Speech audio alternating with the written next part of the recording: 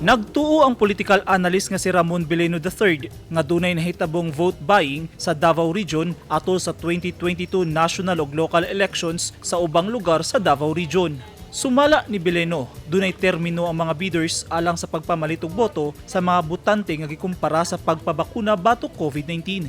Sa ubang lugar, na first dose nga 2,000 pesos, 3,000 pesos sa second dose, aron masiguro ang highest bidder sa pinili ay ang mudaog. Busa, napay booster nga 3,000 pesos, depende sa lugar kung hinay o kusog ang usa ka kandidato. May narinig tayong ganun, especially sa mga areas like in Davao del Sur and Davao de Oro, no?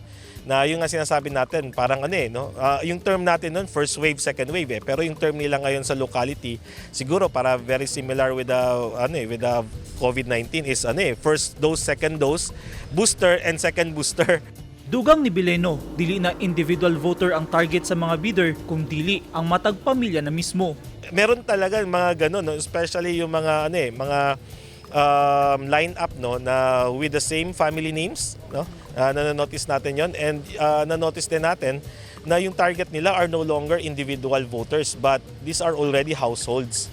So yung bidding is mas malaki na, and sabi nga natin, no, several waves itong nangyayari ng mga bidding nila.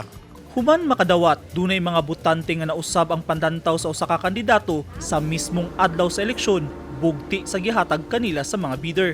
Pero dunay mga botante nga wala gyud magpadala sa mga suhol o gibuto gyud mismo ang ilang gisuportahang mga kandidato. Gipasabot hinuon ni Bileno nga walay susabang insidente niini sa Davao City.